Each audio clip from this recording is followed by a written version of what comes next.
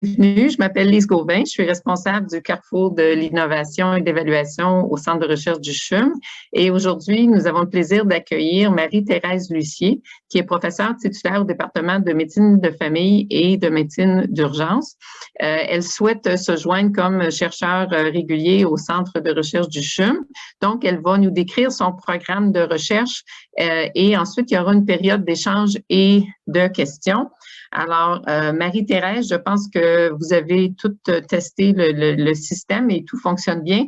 Donc, je vous cède la parole. Je pense que les gens ont leur caméra fermée, mais ce n'est pas par manque d'intérêt, puis il y aura une possibilité de faire des échanges. Alors, Marie-Thérèse, à vous la parole. Et pour l'audience, l'événement est enregistré et sera disponible sur la page YouTube du Centre de recherche du CHUM. Allez-y, Marie-Thérèse. Parfait. Alors, merci beaucoup, Lise, entre autres de m'offrir l'opportunité de présenter le programme de recherche et les travaux que j'ai réalisés au cours des nombreuses dernières années. Comme vous pouvez le constater, c'est involontairement que je vous fais entrer dans mon intimité. Je suis en France en ce moment dans un hôtel. Alors, veuillez excuser un peu l'environnement dans lequel je suis placée physiquement pour vous faire cette présentation. Mais le cœur y est et je pense que du fait que j'interrompe mes vacances pour faire cette présentation-là, je pense que ça vous signale l'importance que j'accorde à l'occasion qui m'est donnée de présenter mon programme aujourd'hui. Donc, j'ai intitulé ça « Les 3 mouvements d'un programme de recherche singulier en première ligne, développement, innovation, transfert de connaissances ». Alors là, ici, il faut que j'aille juste… désolée, ça part mal hein, pour mon… Comment je fais avancer? Normalement, ça marche. Voici. Très bien. Donc, je commence ma présentation par la divulgation des conflits d'intérêts réels ou potentiels, comme à l'habitude. Donc, je reçois des honoraires à titre de la maison d'édition Pearson RP, des redevances pour mon rôle de coéditrice scientifique et auteur du volume de la communication professionnelle en santé. Je suis consultante au Collège des médecins du Québec également, où je suis animatrice d'ateliers et tuteur de stage pour les médecins en difficulté. Et j'ai reçu plusieurs, évidemment, subventions de recherche au cours des dernières années. J'ai parti à partir de 2010. Quelque chose d'un peu particulier, je travaille beaucoup avec mon conjoint Claude Richard. Alors, à ce titre-là, rapidement, il est coéditeur scientifique du volume, pour lequel il reçoit lui aussi des redevances. Et actuellement, il est embauché comme coordonnateur dans un des projets de recherche dont je suis le chercheur principal. Cette situation-là est connue de tous les co-chercheurs et du FRQS qui a émis un avis favorable à l'embauche de Claude dans le cadre de ce projet, compte tenu de son profil et de son expertise. Donc, aujourd'hui, je me suis inspirée du dieu Janus, du dieu romain Janus, bifronton, qui regarde un peu vers l'arrière et qui regarde aussi de l'avant pour organiser la présentation que je vais vous faire. Donc, après une présentation très rapide là, je vous dirais, des éléments biographiques de mon évolution dans le monde académique et une courte introduction pour camper le programme de recherche. Je vais vous présenter d'abord les développements conceptuels et méthodologiques auxquels j'ai contribué. Ensuite, les innovations en santé, incluant certaines innovations technologiques. Ensuite, je vais passer quelques temps sur les témoignages de mon engagement continu en transfert des connaissances. Je suis une clinicienne et pour moi, tout le long de mon parcours de recherche, de redonner à mes collègues praticiens et à mes collègues enseignants, ça a toujours été très important que les résultats de recherche reviennent sur le terrain. Et finalement, on discutera ensemble des collaborations que j'envisage, qui sont actuellement en cours avec des chercheurs de chez vous, mais aussi potentiellement d'autres recherches qu'on pourrait faire ensemble. Donc, j'ai fouillé dans les archives du département de médecine de famille pour trouver une photo qui nous ramène en 1993, donc c'est pas d'hier. C'est une photo qui regroupe la première équipe de recherche en médecine de famille de notre département. Vous allez reconnaître sur la photo Marie-Dominique Beaulieu, Claude Baudouin, malheureusement, qui est décédé, Dr. Guibert, également aussi décédé, Raymond Lalande, Évelyne Hudon, Joanne Goudreau, infirmière PhD, moi-même et notre personnel de recherche. Bien sûr, depuis ce temps-là, il y a beaucoup d'eau qui a coulé sous le pont et je pense qu'on est face à une recherche en première ligne qui est extrêmement rigoureuse et vigoureuse en 2022. Donc, pour ce qui est du profil biographique qu'on m'a demandé de faire, alors très rapidement, au niveau de ma formation, j'ai détenu un baccalauréat et une maîtrise en psychologie fondamentale de l'Université de Montréal. J'ai obtenu mon doctorat en médecine et mon diplôme d'études spécialisées en médecine de famille de l'Université de Montréal également. J'ai fait un post-doctorat au département de psychiatrie en psychiatrie transculturelle à l'Université McGill et j'ai complété tout ça par plusieurs formations, mais je mentionne ici des formations à l'analyse de la communication au Johns Hopkins University et à l'approche Calgary-Cambridge, à la fois à l'Université Calgary et à Cambridge en Grande-Bretagne. Du point de vue de ma pratique clinique, je suis médecin de famille, comme je l'ai dit d'entrée de jeu. J'ai travaillé en CLSC, mais j'ai aussi essentiellement dans les dernières années travaillé en milieu, essentiellement en milieu académique. D'abord à l'UMF ou la CUMF de l'hôpital Maisonneuve-Rosemont et depuis plusieurs années à la Cité de la Santé. Et j'ai aussi été médecin de famille, membre d'une équipe de pédopsychiatrie communautaire, encore là, le terrain, à l'hôpital Jean Talon. En termes d'enseignement, j'ai gravi tous les échelons de la carrière académique d'un enseignant à la faculté de médecine. Donc, actuellement, comme Lise l'a dit, je suis professeure titulaire du département de médecine de famille. Et ici, vous pouvez voir qu'au niveau de mon enseignement, je suis impliquée à la fois au niveau du pré-gradué, du post-gradué, dans le conseil des compétences. Je suis impliquée en DPC, que ce soit au niveau local, provincial, national ou international. Je travaille beaucoup à la formation des formateurs et entre autres, on a présenté une université d'été en communication, une université d'été internationale en 2018. Et on en prévoit une autre probablement en 2023.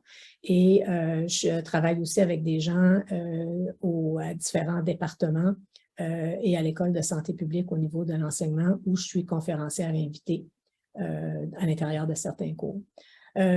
J'ai fait partie de l'équipe de recherche de l'hôpital du CIS de Laval. Cette équipe de recherche-là a eu plusieurs noms au cours des années. Actuellement, elle s'appelle le pôle 1 transformation clinique et organisationnelle. Et je fais aussi partie de l'équipe de recherche Comme Santé de l'UQAM. En termes de ma participation à des réseaux de recherche, actuellement, je suis directrice scientifique du réseau de recherche en soins primaires de l'Université de Montréal. Je suis cette directrice depuis 2012, mais j'ai contribué au lancement de notre réseau de recherche à l'époque qui s'appelait des UMF dès 2008 avec Marie-Dominique Beaulieu. À ce titre-là, de directrice du RAPEL, qui est le RSPUM pour l'Université de Montréal, je fais partie du réseau 1 Québec. Je fais partie du réseau canadien de surveillance sentinelle en soins primaires. On aura l'occasion d'en parler. Et je participe aux activités de d'autres réseaux qui sont mentionnés à l'écran. Enfin, quels sont les regroupements, les associations auxquelles je participe? Je suis membre de la section des chercheurs du Collège des médecins de famille du Canada. Je suis coprésidente du groupe thématique communication professionnelle en santé de la Société internationale francophone d'éducation médicale et je fais partie du groupe d'intérêt facultaire et du département sur la communication professionnelle en santé. Puis finalement, je fais partie du groupe REACH, qui est la section recherche de la European Association for Communication in Healthcare. Donc, ça, c'est très rapidement là, au niveau des éléments biographiques. 2 diapos sur le cadre général du programme que j'ai développé au cours des années en recherche. Le fil conducteur de mes projets de recherche, c'est la gestion des maladies chroniques en première ligne. Je pense ici que je parle à un auditoire qui n'a pas besoin d'être convaincu par rapport au fardeau accru des maladies chroniques et en particulier de la multimorbidité, autant pour les patients que pour le système de santé. Et on sait par ailleurs que les personnes vivant avec des maladies chroniques consultent en première ligne. Ça, c'est important, on les voit tous les jours et habituellement, c'est avec de multiples maladies chroniques qu'ils consultent leur médecin de famille et l'équipe de soins. C'est des soins qui sont complexes à prodiguer. Surtout quand on pense à la première ligne où à la fois on veut qu'il y ait de la promotion de la santé, de la prévention, des soins curatifs, des soins palliatifs et même de l'aide médicale à mourir. Et on pense en particulier à la gestion des médicaments et de la polypharmacie dans ce contexte-là où il y a de multiples problèmes de santé. Donc, il revient aux équipes à être capables de gérer ce principal outil thérapeutique qu'est le médicament en première ligne. Finalement, la gestion des maladies chroniques va exiger énormément de coordination entre la personne vivant avec la maladie et différents types de professionnels de la santé. Et cette coordination-là va aussi exiger évidemment une communication efficace entre les membres de l'équipe. Ce qui m'amène à dire, le deuxième intérêt, c'est que j'ai étudié la gestion des maladies chroniques, mais surtout par la lorgnette de la communication en santé. Alors, pourquoi s'intéresser à la communication en santé? Bien, je pense que tout le monde est d'accord qu'on est dans une société qui privilégie l'autonomie en ce moment. Donc, on a une évolution des valeurs et des attitudes sociétales qui nous forcent en santé à modifier la façon de prodiguer les soins. L'accès à l'information sur la santé et aux outils pour gérer sa santé. Les patients n'arrivent plus avec des symptômes, les patients arrivent avec des hypothèses diagnostiques et donc ça demande un réajustement de la part des cliniciens. Et finalement, la reconnaissance du faible niveau de littératie en santé des populations que l'on dessert. Il y a une petite figure qui montre une pièce de monnaie, donc il y a deux faces sur une pièce de monnaie. On estime que près de 60% des adultes au Québec et 88% des personnes âgées n'ont pas le niveau de littératie suffisant pour être capables de naviguer le système de santé et d'obtenir les soins auxquels ils ont droit. Donc, c'est vraiment l'ensemble de ces éléments-là qui m'ont, moi, interpellée pour mieux comprendre ce qui se passait au niveau de la communication. Donc, là, je vais passer à la première partie de notre présentation qui était, c'est quoi les développements conceptuels et méthodologiques auxquels j'ai contribué. Je les ai séparés en conceptuels et méthodologiques, alors je vais les passer rapidement à la suite des autres et j'aurai l'occasion d'en parler peut-être de façon plus approfondie au moment des échanges, des questions à la fin de la présentation. Donc, dès 2008, on a publié un papier qui s'intitulait « Because one shoe doesn't fit all », où on proposait un modèle de communication qui mettait de l'avant la nécessité de la flexibilité à adopter ou de la flexibilité communicationnelle à avoir pour faire face aux différents contextes de soins dans lesquels on travaille, les différents problèmes de santé que les patients nous présentent, entre autres. Donc, c'était notre premier article plus conceptuel où, dans le fond, ici, on venait un peu jeter un pavé dans la mare parce que ce qui était très, très populaire à ce moment-là, c'était l'approche centrée patient. L'approche centrée patient, c'était une façon d'être dans tous les types d'interactions qu'un médecin de famille avait avec un patient, qu'il soit à l'urgence, qu'il soit en soins palliatifs, qu'il soit à la maison avec le patient. Et puis pour nous, ça faisait pas de sens. Donc, on allait un petit peu à l'encontre du credo actuel avec ce premier papier-là. On a suivi, on a développé davantage de concepts dans les années qui ont suivi. On a publié 2 papiers. Est-ce que ça va? J'ai un écho. Madame Bouchard, est-ce que c'est de mon côté le problème?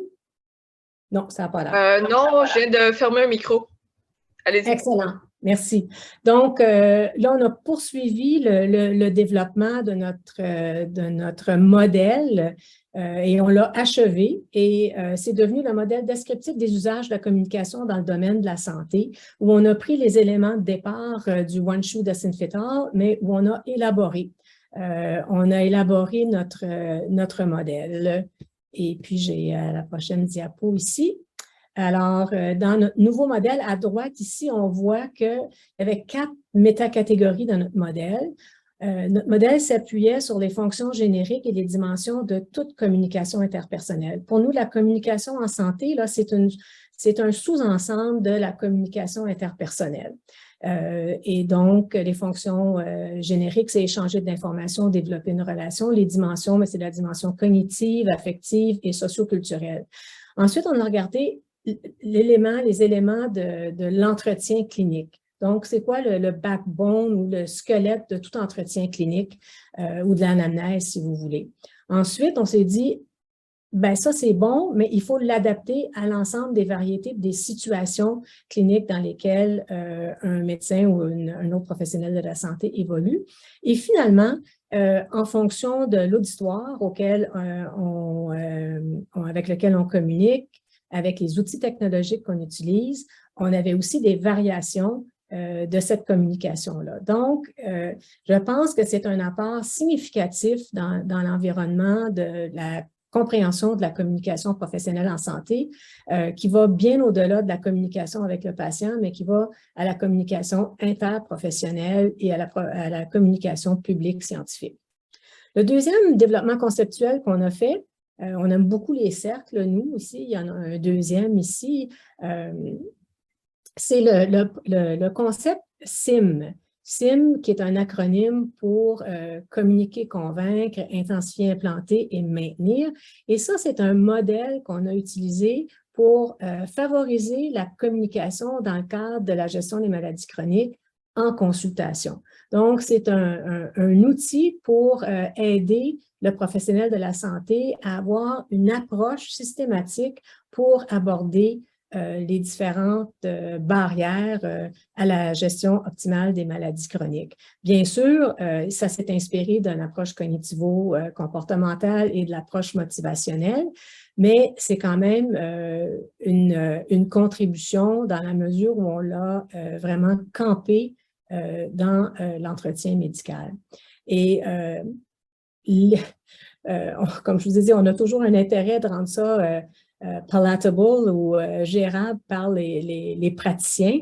Et dans notre modèle SIM, en fait, on a résumé ça pour les professionnels en disant, mais si vous êtes en situation d'une gestion de maladie chronique avec peut-être un problème d'atteinte des cibles et tout, il faut se rappeler que il faut revenir souvent à la discussion du problème avec le patient.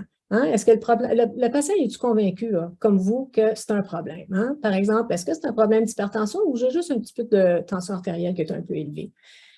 Si j'admets que j'ai un problème, est-ce que le problème est suffisamment grave pour que je m'en occupe et que je fasse un traitement?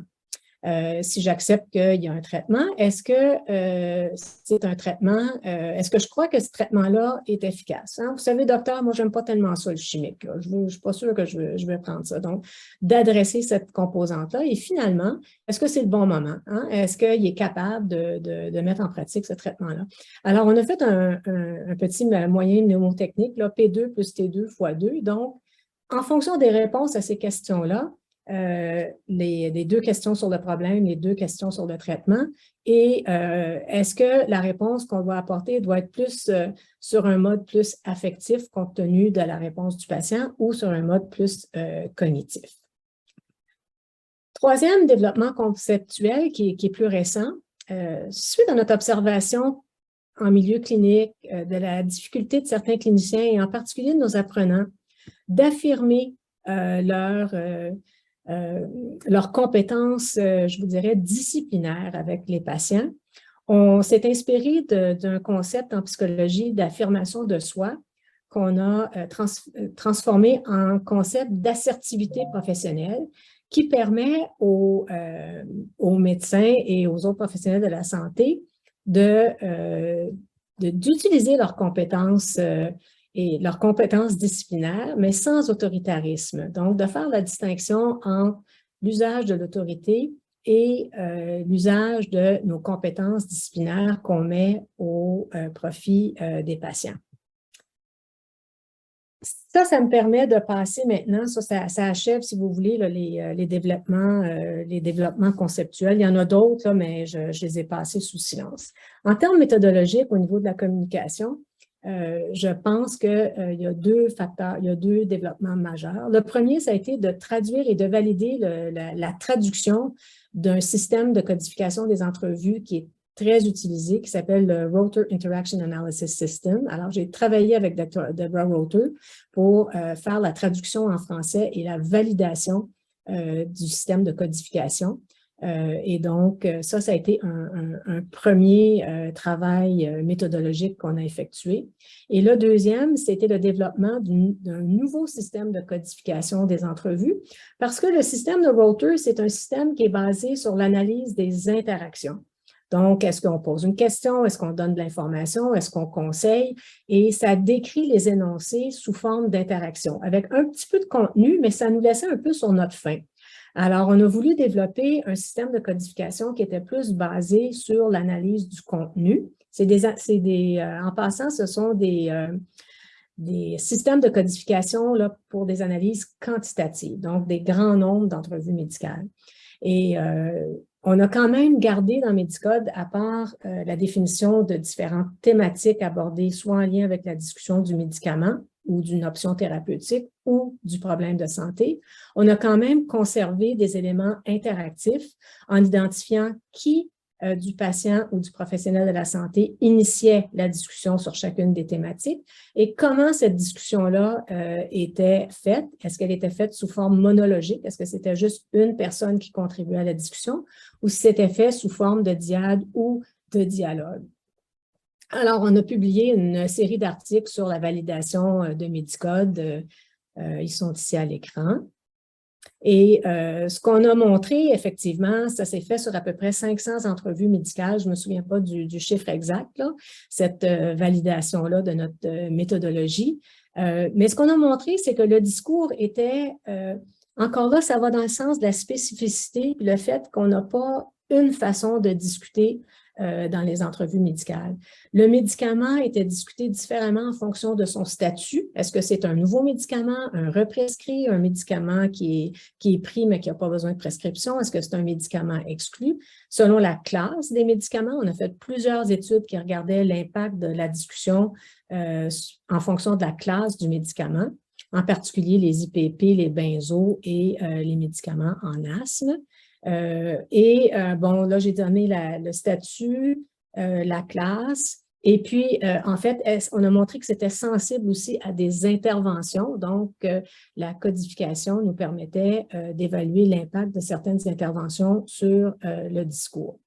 Voici une série d'articles qui ont été publiés en lien avec les travaux qui ont utilisé la méthodologie Medicode.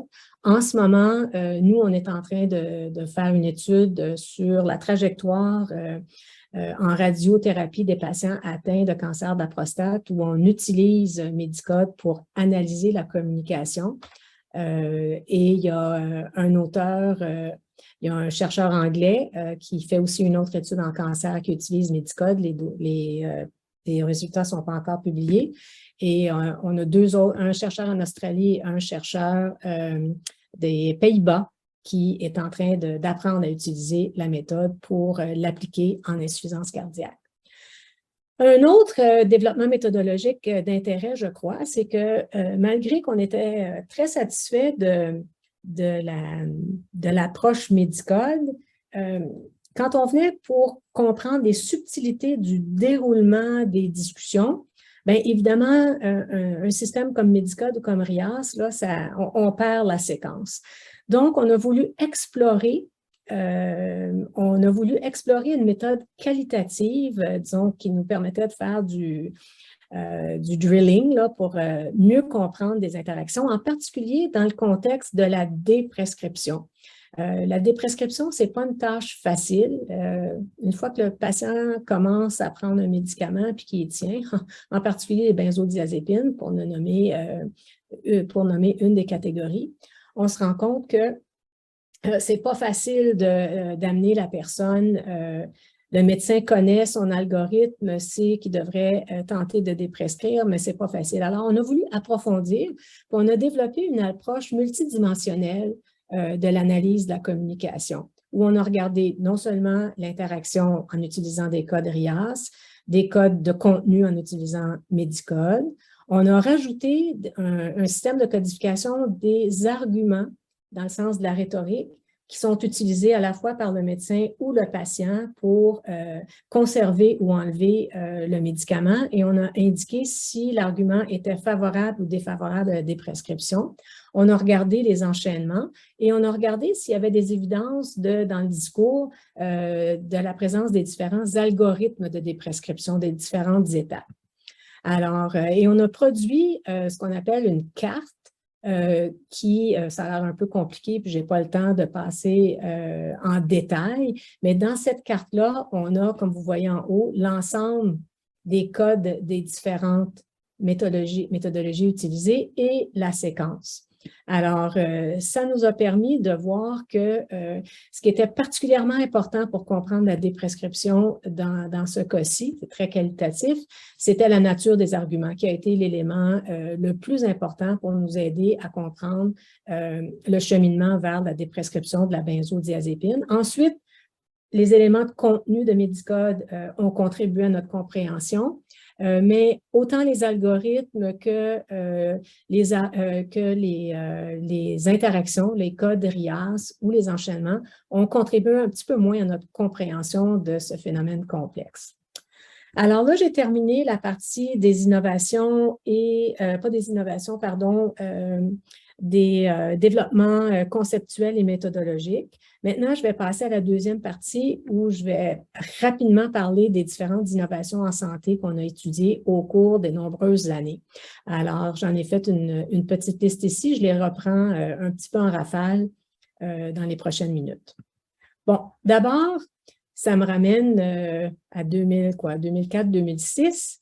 Avec Dr. Ahmet, qui était le chercheur principal de cette étude-là, qui était le projet Loyal, une première étude en hypertension, où ce qui était regardé finalement, c'était un système de rappel, un système téléphonique automatisé pour soutenir l'adhésion des patients à leur traitement antihypertenseur. Et Yanouch, dans cette étude-là, on fournissait aux patients un appareil de mesure de la tension artérielle à domicile. Puis en plus, et les médecins traitants et le pharmacien traitant recevaient mensuellement un rapport des mesures des chiffres de tension artérielle, ce qui permettait évidemment ce qui permettait aux médecins d'ajuster la médication si les chiffres de tension artérielle rapportés par le patient de façon automatisée avaient un impact. Et évidemment, dans cette étude-là, on a montré, c'est un essai clinique randomisé, on a montré que c'était des patients au point de départ qui étaient non cibles. On a abaissé les tensions artérielles systoliques et diastoliques de façon significative dans le groupe qui avait ce traitement-là. Ensuite, on a augmenté la proportion des patients qui atteignaient leur cible. On a presque atteint la signification pour l'amélioration de l'adhésion au traitement. Donc, c'était une première étude avec quelque chose de très terrain et d'assez innovateur pour l'époque. La deuxième, c'est le projet d'Avinci. Ça, je pourrais vous en parler pendant une heure, juste le projet lui-même, tout seul. Alors, je vais être obligée d'aller un peu rapidement. Mais d'Avinci, essentiellement, on revient là, à 2003-2004. C'est avant l'implantation des dossiers médicaux électroniques en médecine de famille et généralement en première ligne. Et on a une équipe à la Cité de la Santé qui était menée par Dr. Alain Turcotte, à laquelle je me suis joint à la fois comme clinicienne enseignante, mais aussi comme chercheur, qui a développé un outil maison électronique qui intégrait les grands principes importants pour la gestion des maladies chroniques. Vous voyez ici là, notre petit modèle de Wagner. Et aussi l'approche centrée patient, l'approche centrée sur des évidences probantes, les lignes directrices pour la gestion des maladies chroniques. J'ai dit centrée sur le patient. Il y avait une option d'évaluation de sa pratique avec les résultats obtenus. Donc, on avait une série d'interfaces qui permettaient aux cliniciens et aux équipes interprofessionnelles, donc c'était le début des GMF, pour optimiser le travail collaboratif de l'équipe de recherche avec un instrument qui permettait de toujours savoir où le patient était rendu dans la gestion de chacune de ces maladies chroniques. Alors, et puis on a utilisé le modèle SIM pour essayer de caractériser ces patients-là. Donc, on avait une gestion de multimorbidité en fonction des lignes directrices de l'examen médical périodique et pour chacune des maladies. On avait l'approche centrée patient parce que c'était indiqué dans le dossier quels étaient les objectifs du patient. On avait les éléments de l'amélioration continue de la qualité. Alors, pour être encore à ce jour pas mal impliqué dans l'utilisation des dossiers médicaux électroniques, je peux vous assurer qu'il n'y en a aucun qui a comme structure fondatrice autant de principes qui sont importants. On a travaillé avec des chercheurs de l'Université McGill, Isabelle Vedel et Liette Lapointe, pour essayer de comprendre l'adoption de ce système-là dans deux milieux en GMF, où le système a été utilisé presque 8 ans. Mais au moment de l'homologation des dossiers médicaux électroniques au Québec, l'infrastructure technologique de Da Vinci faisait pas le poids et donc on a dû se contraindre à accepter un système moins performant. Mais ce qu'on a montré dans cette étude-ci, c'est que malgré le soutien des équipes, il reste que les fonctions avancées de notre système étaient utilisées moins souvent que les fonctions de base d'un DMI, qui est la documentation des visites médicales. Troisième innovation, mais ça ici, Yanouche est ici aujourd'hui. Je collabore avec Yanouche depuis 2013 dans le cadre du programme de sensibilisation à la santé cardiovasculaire, le CHAP anglais ou le PSSC en français. Alors, à gauche de l'écran, j'ai voulu indiquer certaines des subventions de recherche qui nous ont permis de 2013 à aujourd'hui de travailler à implanter au Québec ce programme communautaire basé sur la mesure de la tension artérielle et l'utilisation ou l'implication des patients et des bénévoles comme étant des éducateurs pairs pour les patients atteints de tension artérielle élevée, d'hypertension ou encore d'autres maladies cardio-métaboliques. C'est un système dont les éléments clés sont mentionnés ici à l'écran. J'ai mentionné la mesure de la tension artérielle selon les recommandations et enseignée par nos bénévoles pairs éducateurs. L'évaluation systématique de l'ensemble des facteurs de risque cardio-métabolique, le fait que ce programme-là est dispensé dans des milieux accessibles pour les patients. C'est animé par des bénévoles formés. Il y a une rétroaction qui est assurée. Puis, il y a un grand intérêt à référer à des programmes et organismes locaux. Donc, en soi, c'est un programme extrêmement puissant qui a fait ses preuves ailleurs au Canada et ici au Québec. Et au Québec, les travaux qu'on a faits, c'est qu'on a fait plusieurs pilotes où on implantait en salle d'attente, par exemple, dans les GMFU participants, on a approché les patients qui étaient sur des listes d'attente en attente d'être attribués à un médecin de famille. Bon, à l'époque, ça s'appelait GACO, le GANF, puis là, maintenant, le nom est encore changé. On s'est intégré à un programme d'éducation des patients du CIS de Laval qui s'appelait Cible Santé et qui ciblait en particulier les personnes avec des maladies chroniques.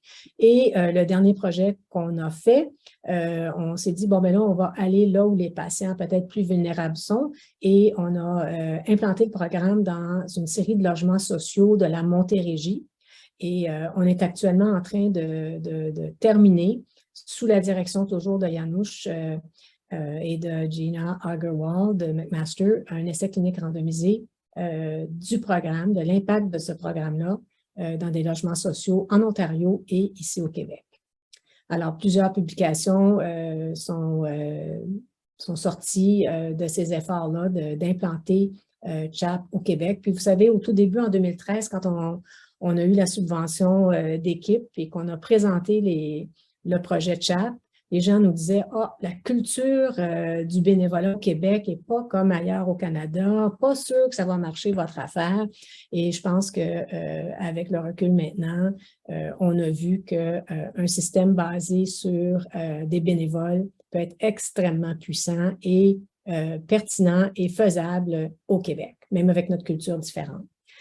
La quatrième innovation dont j'aimerais vous parler, c'est le site web Discutons Santé, pour lequel nous avons eu un ensemble de subventions depuis 2013-2015 et jusqu'à plus récemment, avec le FRQS, on a eu 2 subventions dans le contexte de cancer.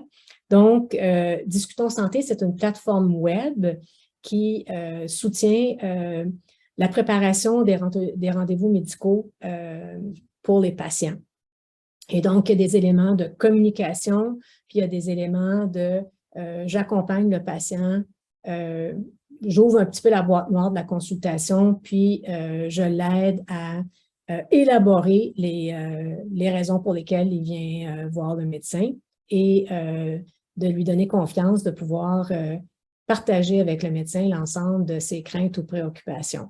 Donc, il y a eu une série de travaux qui ont été faits au cours des dernières années. D'abord, pas l'implantation, mais le développement, la conception et le développement du site, qui, en fait, s'est inspiré beaucoup d'un autre site qu'on avait développé qui s'appelait Talking Health Together et dont je ne parlerai pas aujourd'hui, mais qui nous a permis dans un essai clinique randomisé, de voir qu'effectivement, si on invitait les patients atteints de maladies chroniques, mais qui n'étaient pas à cible, à mieux préparer leur consultation avec leur médecin de famille, on a été capable de démontrer qu'il y avait un changement de la structure et de la dynamique de la communication pendant l'entrevue sans rallonger l'entrevue. Ça, c'est très important du point de vue des cliniciens en particulier.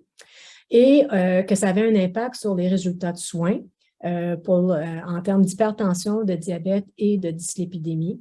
Et ça avait un impact aussi sur le rappel des informations suite à la consultation. Donc, on était riche de ces connaissances-là. Puis, évidemment, Talking Health Together était un site anglophone. Il n'y avait pas d'équivalent en français.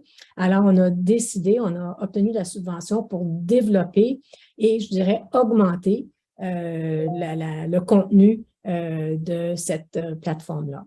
Je pense que j'ai quelques-unes. Donc, ça, c'est la page d'accueil de Discutons Santé. Alors, vous pouvez aller visiter. Je vous invite à aller prendre connaissance de discutonssanté.ca. C'est hébergé et les droits appartiennent à Capsana, que probablement plusieurs d'entre vous connaissez, qui est une société à but non lucratif qui est financée essentiellement par la fondation EPIC de l'Institut de cardiologie de Montréal et une autre fondation dont je ne me souviens pas le nom.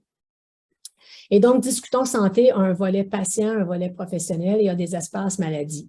Alors, pour le volet patient, c'est celui qui nous occupe aujourd'hui. Encore là, ici, vous voyez, on a les approches, ce qu'on appelle l'approche pivot. C'est où le patient peut se familiariser avec différentes stratégies communicationnelles sur comment préparer sa communication et comment présenter ce dont il veut parler au médecin de façon structurée, comment poser des questions, hein, informez-vous, vérifiez et oser parler des situations qui les inquiètent.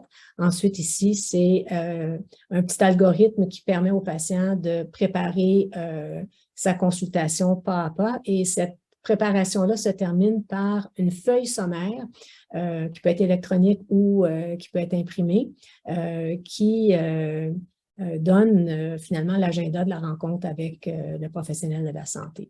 On a publié 2 papiers jusqu'à maintenant sur la mise en forme et la conception du site et une étude qui a été faite au Nouveau-Brunswick et au Québec dans des cliniques de médecine de famille où on invitait les patients atteints de maladies chroniques à se préparer. C'est une étude Quanti-Cali et qui nous a permis de voir que du point de vue des patients, c'était un site qui était très apprécié. Les gens nous ont dit systématiquement que c'était un site qui diminuait leur stress de la consultation médicale, leur permettait d'oublier moins d'éléments importants dont ils voulaient, qui leur tenaient à cœur, qu'ils voulaient discuter avec leurs professionnels de la santé, et qu'ils étaient très heureux d'aider les cliniciens à les aider. Du point de vue des cliniciens, le tableau est peut-être un petit peu moins, est peut-être plus hétérogène. Alors, en général, les médecins nous ont dit, bien, on pense que c'est beaucoup les patients qui se préparaient déjà, qui, en fait, l'ont utilisé. Par contre, ça ne perturbe pas le déploiement ou le déroulement de notre consultation. Et puis, ils étaient prêts à continuer à en faire usage. Mais c'est un changement de pratique pour eux et ça, c'est toujours un petit peu plus compliqué. Le Réseau canadien de surveillance sentinelle, c'est une autre innovation. Donc, ici, j'ai juste fait la liste des subventions de recherche qu'on a obtenues depuis 2007 pour le développement de cette base de données cliniques de première ligne extraite des dossiers médicaux électroniques. Donc, c'est quoi le Réseau canadien Sentinelle? C'est un réseau de maintenant 15 réseaux de recherche axés sur les pratiques cliniques, comme le RSPUM. D'ailleurs, le RSPUM est un des 15 réseaux actifs dans le Réseau canadien Sentinelle. C'est distribué sur 8 provinces et 1 territoire. Actuellement, la base de données contient 1,8 million de patients suivis en première ligne. Il y a plus de...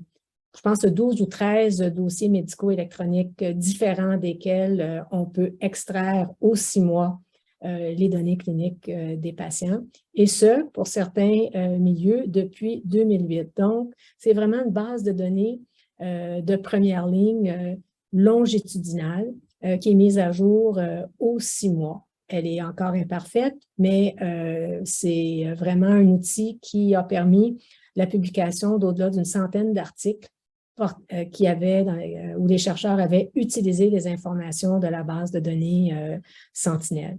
Alors, au Québec, je suis la directrice du réseau au Québec. À cause des contraintes législatives au Québec, c'est certain que notre contribution, elle est modeste à cette base de données-là, mais on est en accroissement.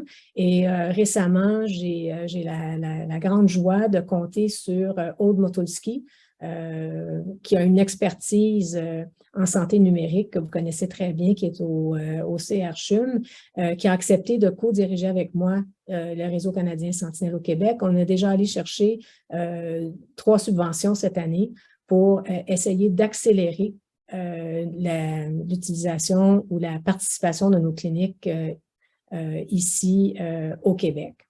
Donc, ça vous donne une idée. Je n'ai pas mentionné qu'on avait développé dans le cadre du Réseau canadien Sentinelle un ensemble d'algorithmes pour identifier avec précision différents diagnostics de maladies chroniques en première ligne.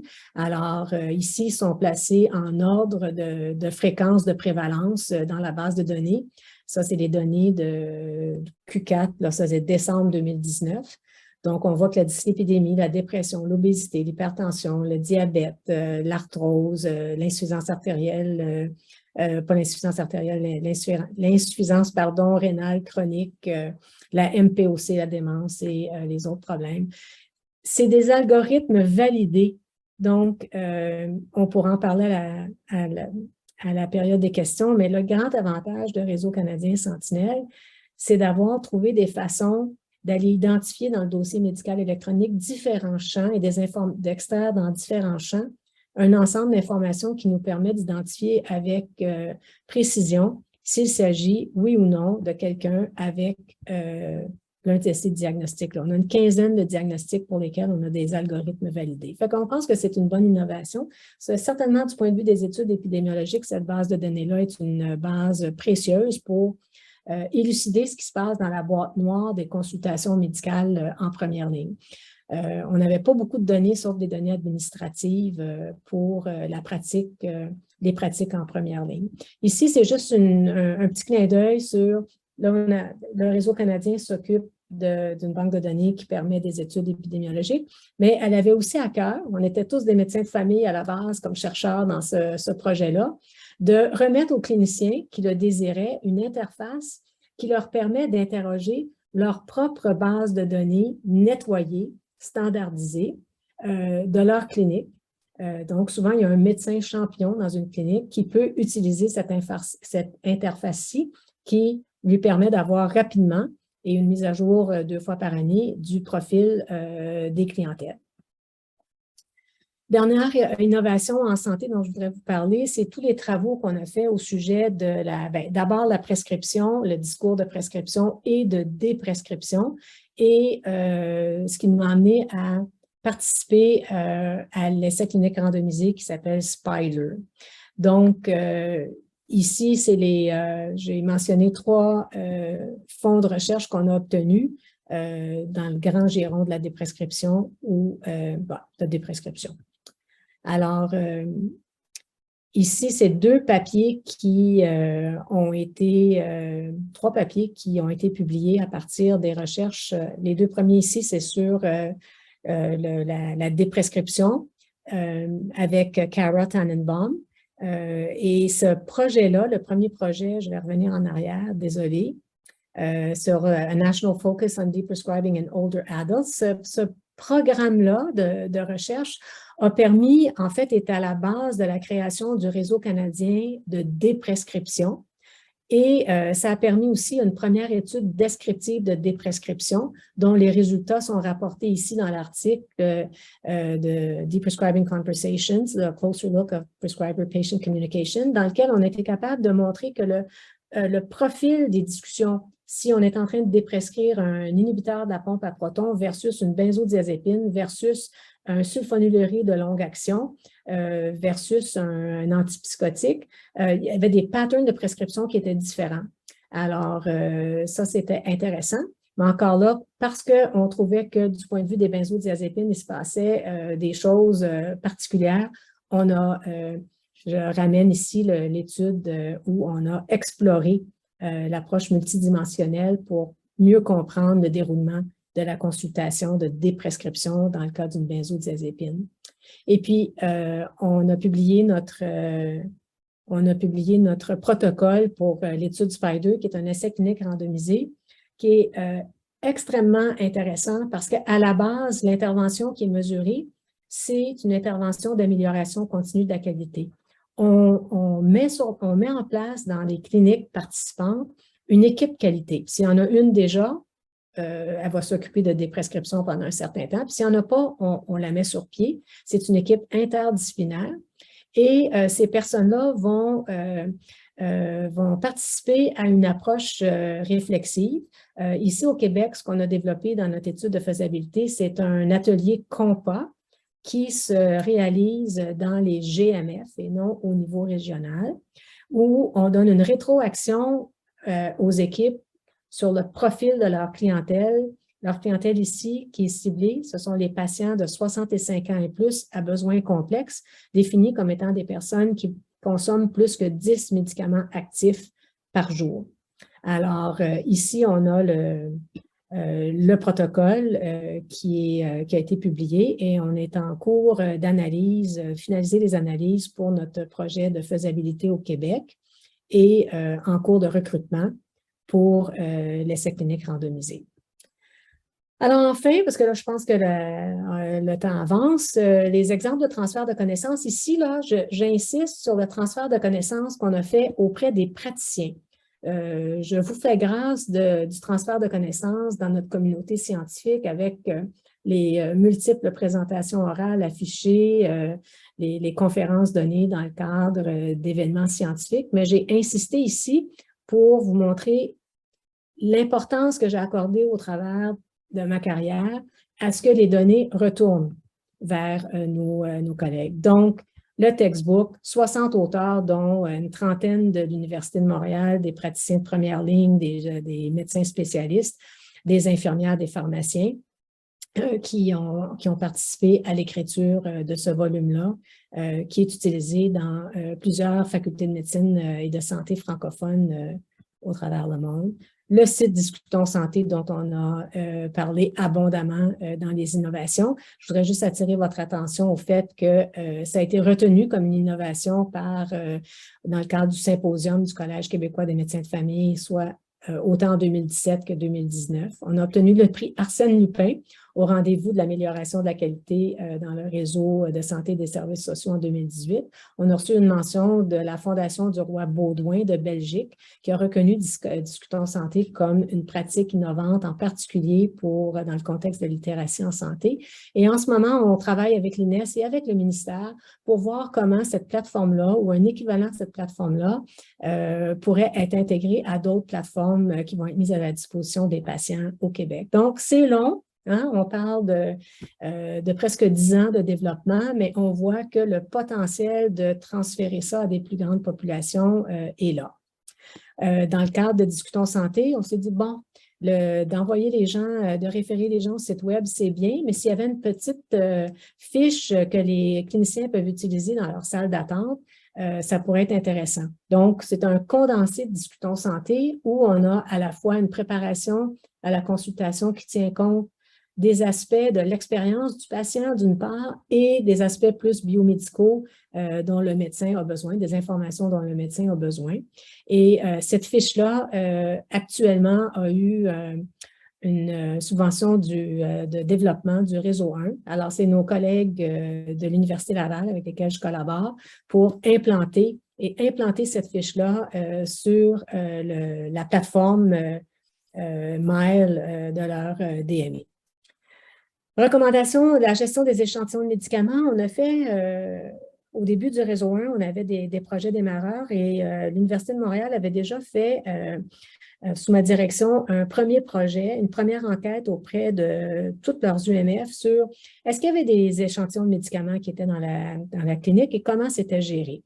Et ce projet-là a suscité de l'intérêt, si bien qu'on a refait cette enquête-là dans l'ensemble des GMFU du Québec. Donc, je pense que c'était 47 à l'époque. Et il y a eu évidemment des présentations, il y a eu des articles scientifiques, mais ça aboutit à un petit document qui s'appelait « Les recommandations concernant la gestion des échantillons de médicaments dans les groupes de médecine de famille du Québec ». Bien sûr, on est toujours préoccupé par l'influence de la pharma sur les pratiques de prescription. Donc, le projet était pas immergé, là, mais en tout cas, est ressorti de cette préoccupation-là. Notre première recommandation, c'est de ne pas en avoir des échantillons. Je vous rassure tout de suite. Mais si, pour des raisons X, Y, Z, la clinique veut maintenir ces échantillons, bien, il y avait un ensemble d'étapes de l'entrée de l'échantillon jusqu'à la remise au patient à respecter. Et donc, c'est ça qu'on a diffusé à grande échelle. Ça, c'est l'ensemble des articles qui ont été publiés sur l'enquête systématique qui a été faite dans l'ensemble de nos milieux de formation. Et finalement, les activités destinées à un public de praticiens. Alors, juste pour vous dire qu'on a été extrêmement actifs dans les années, les nombreuses années, là, depuis le début de ma carrière, à nous assurer que les informations qu'on trouve ou qu'on développe dans nos projets de recherche retournent aux praticiens sur le terrain. Comme je vous disais tantôt, là, ça ne tient pas compte ici des présentations orales, des ateliers que j'ai faits. Alors, les projets de collaboration, est-ce qu'on a terminé, Lise? Alors, ben, moi, je regarde vers l'avenir. Je vous ai parlé du passé, mais vers l'avenir, je pense qu'il y a déjà plusieurs personnes avec qui je collabore au niveau du CRCHUM. J'ai nommé Yanouche, j'ai nommé Aude Metodiki, Nadia, Géraldine Nayani, et puis j'espère développer d'autres collaborations avec des chercheurs chez vous dans les années à venir. Donc, on va juste, les réseaux, on laisse faire. Et puis, je vous laisse avec une petite photo du Cap Hornu où je suis, dans la baie de Somme en France, où c'est magnifique. Et puis, je vous souhaite de voyager dans cette belle région de la France. Écoutez, Marie-Thérèse, vous avez réussi un tour de force de nous présenter, de faire une présentation si riche d'une quantité si importante d'informations et vraiment de réalisations extraordinaires. Moi, je dois vous quitter pour une soutenance de thèse qui commence dans les prochaines minutes, mais Yanouche a accepté de prendre la relève. Et s'il y a des questions et des échanges vous pourrez les tenir, là. Si les gens sont disponibles, on peut passer quelques minutes encore. Et je vous laisse avec une question et j'écouterai la réponse quand j'écouterai la présentation. Mais la question, c'est que en entrée en matière, vous avez dit que les patients n'arrivent plus avec des informations, des questions, ils arrivent avec des hypothèses par rapport à leur diagnostic. Et la question pour moi, c'est qu'est-ce qu'on fait avec tout l'enjeu autour de la désinformation et quel est le rôle du médecin, de la médecin de famille dans la gestion de ça? Je sais que c'est une grosse question et que vous n'avez pas une réponse simple, mais j'écouterai votre réponse parce que j'ai une étudiante qui est un peu nerveuse qui veut démarrer sa soutenance de thèse. Merci. Merci, Lise. Yanouche, merci. Yanouche, tu es là? Oui, je suis là. Oui. Encore une fois, Marie-Thérèse, merci beaucoup. C'est vraiment une présentation très intéressante, vraiment une survol d'une carrière exceptionnelle. J'ai l'impression que probablement on ne va pas avoir beaucoup de temps pour les questions parce qu'on a déjà dépassé notre temps limite. Mais s'il y a des questions, je pense que maintenant, c'est le moment de les poser. Donc, je peux peut-être essayer de répondre à la première question de Lise. D'accord. Et je pense que, merci Lise pour la question. Et on a traité de la question de la désinformation dans le 3e article sur l'assertivité professionnelle, où on a replacé le concept de l'assertivité professionnelle dans le concept du post-COVID et des transformations au niveau de la désinformation, entre autres au sujet de la vaccination. Et puis, je pense que ça, c'est une des voies à explorer. Comment est-ce qu'on peut bien former nos cliniciens à être capables d'affirmer ce qui relève de leurs compétences et de redonner une place à la science et à la médecine. L'article devait s'intituler « Est-ce que la médecine a encore quelque chose à dire? » L'éditeur a enlevé cette partie-là du titre du dernier article qui vient d'être publié. Donc, je pense qu'une des voies, c'est que dans la communication, c'est d'essayer de développer cette capacité à être assertif. Donc, l'assertivité, c'est d'être capable de donner son point de vue, son évaluation dans le respect de l'autre sans heurter notre interlocuteur, que ce soit un collègue ou que ce soit un patient. Et que l'autorité, elle est limitée à l'autorité de notre discipline. On ne peut pas commencer à donner des conseils en dehors de notre discipline. Il y a des écrits vraiment fort intéressants à ce sujet-là. Alors, ce serait ma première réponse. Mais c'est un véritable problème et je pense que nos jeunes ont beaucoup de difficultés avec ça. Merci beaucoup.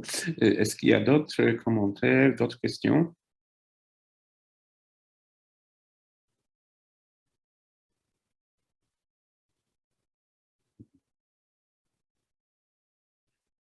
Je pense que non. Et moi, je ne vais pas poser la question à toi, Marie-Thérèse.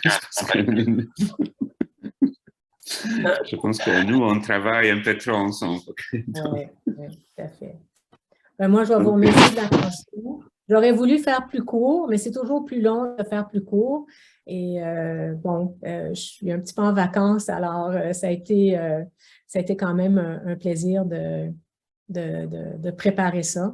Mais j'aurais voulu être capable de le faire un peu plus court, mais ça m'aurait pris un peu plus de temps. Encore une fois, merci beaucoup. C'était vraiment très, très intéressant. Donc, merci beaucoup. Le plaisir. Excellent. Parfait. Merci, Dr. Lucier. Toujours un plaisir. Merci à vous. Bye, Fouad. Bon après-midi.